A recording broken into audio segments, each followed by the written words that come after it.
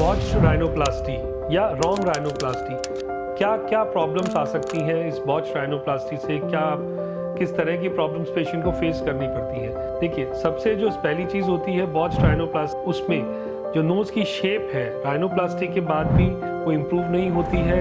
Meaning, जो आपकी nose की शेप आई है राइनोप्लास्टी के बाद, उससे आप डिससेटिस्फाइड हैं in all terms like symmetry, shape, size, या जो एक तरह से फाइन एलिमेंट्स थे नोज़ के, उसमें वो कहीं पे भी अगर आपको लगता है कि वो डिससेटिस्फाइड कैटेगरी में आप उसे डालते हैं, तो वो एक बॉच्ड राइनोप्लास्टी या रॉन्ग राइनोप्लास्टी होती है। देन अगर हम फंक्शनल कंपोनेंट की बात करें, तो कई बार राइनोप्लास्टी की जो जिसे कहते हैं कि अगर कुछ प्रॉब्लम होती है तो उसमें ब्रीदिंग डिफिकल्टीज भी आ सकती हैं। उसका सबसे कॉमन रीज़न रहता है, अगर राइनोप्लास्टी के साथ सेप्टोप्लास्टी भी की गई है, सेप्टम डैमेज हो जाए या रेजिडुअल सेप्टम रह जाए, तो जो ब्रीदिंग प्रॉब्लम है वो कई बार बढ़ भी सकती है। और ये भी जो एक चीज़ है, बड़े आराम से अगर आपके एक्सपीरियंस राइनोप्लास्टी सर्जन है तो बहुत अच्छे से मैनेज कर सकते हैं।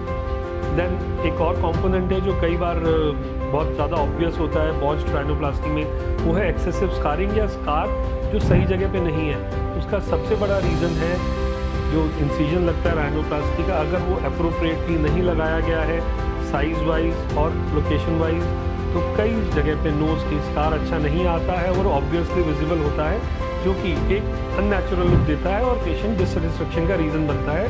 Then sometimes for wrong rhinoplasty एक इन्फेक्शन बहुत बड़ा रीज़न रहता है, और जिसका सबसे बड़ा कारण, मोस्ट कॉमन रीज़न रहता है, अगर आप अपने राइनोप्लास्टी सर्जन की, अपने प्लास्टिक सर्जन की पोस्ट ऑपरेटिव इंस्ट्रक्शंस फॉलो नहीं करते हैं प्रॉपर तरीके से, प्रॉपर मेडिकेशन नहीं लेते हैं, प्रॉपर स्टिच और वुंड लाइन का केयर नहीं करते हैं, तो इन्फेक्शन होने के चांसेस भी रहते हैं, और जो later on which leads to a botched rhinoplasty result.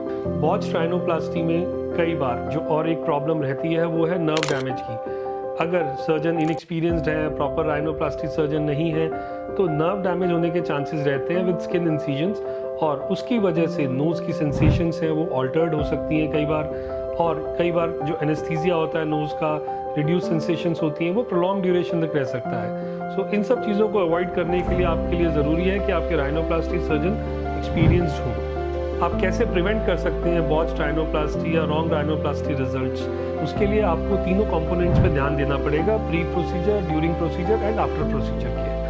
Pre procedure अगर आप अपने राइनोप्लास्टी सर्जन से मिलते हैं, प्लास्टिक सर्जन से मिलते हैं, तो सबसे पहले आप एक्सपर्टीज चेक कीजिए, क्रेडेंशियल्स चेक कीजिए, अपनी एक्सपेक्टेशंस प्रॉपर तरीके से डिस्कस करिए उनसे, और एक बेसिक अंडरस्टैंडिंग और क्लैरिटी होनी चाहिए दोनों जगह पे, at the end of the treating rhinoplasty surgeon as well as at the end of the patient. अगर ये क्लैरिटी है तो डेफिनेटली जो रिजल्ट आएगा वो एस्थेटिकली काफ़ी प्लीजिंग होगा। देन ड्यूरिंग सर्जरी आपके ऑपरेटिंग सर्जन की रिस्पॉन्सिबिलिटी रहती है कि ड्यूरिंग प्रोसीजर जो भी एक तरह से सर्जिकल स्टरलिटी मेंटेन करना, जो भी प्रॉपर स्टेप्स है सर्जरी के, प्रॉपर कंपोनेंट्स हैं, उनको एड्रेस करना।